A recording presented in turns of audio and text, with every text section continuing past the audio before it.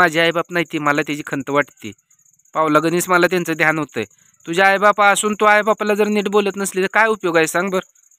चुकलं आहे ना माझं. मी बोलली व टेन्शन मध्ये होती जरा. माणसानं समजून तिनं पण मला समजून घ्यायला पाहिजे होतं ना. मी टेन्शन मध्ये होती. काय तर माणसा डोक्यात असतं. त्यांचा एक ठोका असतो तुला माहित आहे ना. जायचं नाही म्हणलं की नाही. तू मला सांगू नको आणि कुठलं कारण बी सांगू नको बोलू पण नको. एवढं तू त्यांचं शब्द ऐकल्यावर तुझ्या लक्षात ये पाहिजे होतं. आता माझ्यापासून तू गेली साईडला मोबाईलवर बोलाय. मला वाटलं माय लेकरं येतं तुम्ही काय बोलाय ती बोलचाल म्हणून मी तुमच्याकडे ध्यान दिलं नाही. तू चांगला पराक्रम करून ठेवला. आज घर बसल्या काम लावलं. करते म्हणलं इकडे जाऊ नको तिकडे जाऊ नको सगळं तुमचंच ऐकायचं आहे. तसं म्हणल्यावर तिला राग आला की तिनं फोन कट केला. मी 10-15 मिनिटं 20 मिनिटं झाली फोन लावती पण फोन काय उचलला नाही. तिला लय राग आला कारण की मी बोललीच तशी त्यामुळे तिला राग आला. तर आई रागाला काय जाऊ नको तू काय जे सांगत असशील ती चांगल्यासाठीच सांगत असशील त्यात काय वाईट नसेल. पण मी जरा टेन्शन मध्ये होते त्यामुळे मी बोलली असं समजून घेऊच. असतंय का काय ना काय डोक्यात काय सांगू तुला तरी. पण तिथं जाणं पण लय महत्वाचं होतं गाय म्हणून मी तुला विचारल्याशिवाय कुठलं मनाने केलं का सांग बर. नाही विचारूनच केलं. पण ती तुला मी बोल एवढा राग येतोय गाय. मी सगळं तुझं आहे जसं तू सांगशील तसं मी तुझं कधी मी काय मोडत नाही. मग आई मला पण राग येतो ग. विसं बोललं मग तुला का राग आला सांग बर. बोलायच नाही का तुला पप्पाला. फोन उचल घ्या ग. फोन करते तर उचल नाही फोन. पप्पा पण फोन उचल ना तर मला काय वाटत असेल इकडे सांग बर. तू कधी वाईट सांगत नाही. आजपर्यंत तू कधीच वाईट सांगितलं नाही आणि इथून पुढे पण तू का वाईट सांगणार नाही. पण अगं आई ज्या ठिकाणला आम्हा दोघाला जायचं होतं ना ते लय गरजेचं होतं ग. तुला कसं सांगू समजावून तीच काय कळलं नाही मला.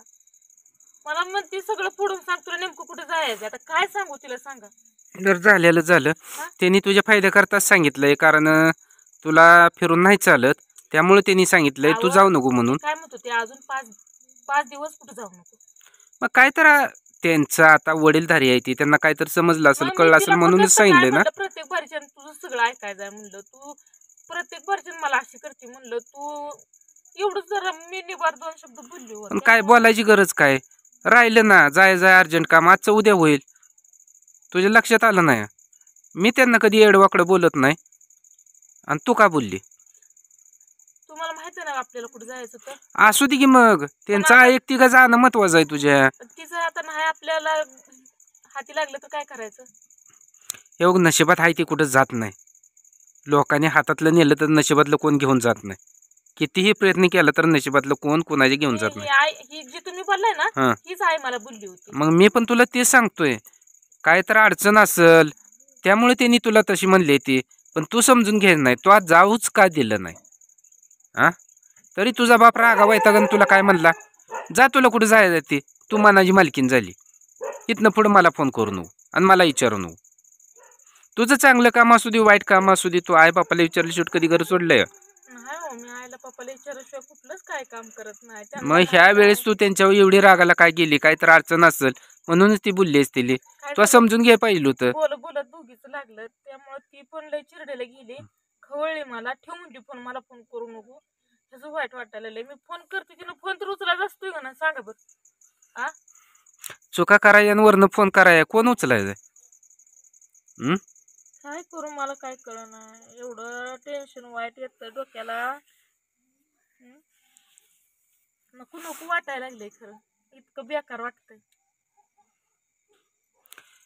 आयुष्यात येऊन संघ काय घेऊन जायचंय. संघ काहीच न्यायचं नाही. कोणच आलाय रिकामा जाणार आहे रिकामा. मग तुला किती बी अर्जंट असू दे. आज तुला 10 लाख रुपये कमवायचं होतं मिळायचं होतं त्याकरता तू जायची होती. मग तुला पैसे महत्वाचं आहेत का माणूस महत्वाचा आहे. मला 10 लाख रुपये नव्हतं कमवायचं. मला 10 लाख पैसे फिशे काय कमवायचं नव्हतं. तुम्ही कसं बोलताय.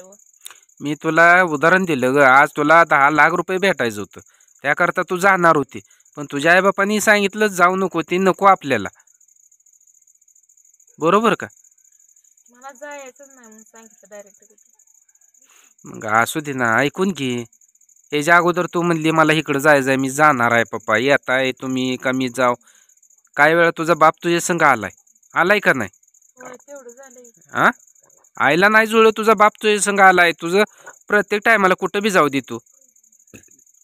मुंबईला गेली तरी बी आला तुझा बाप, पुण्याला गेली तरी पण आला, देवाला अक्कलकोटला चालली तरी पण बाप तुझ्या संग चालत आला, चालणं होत नाही तरी पण चालत आला.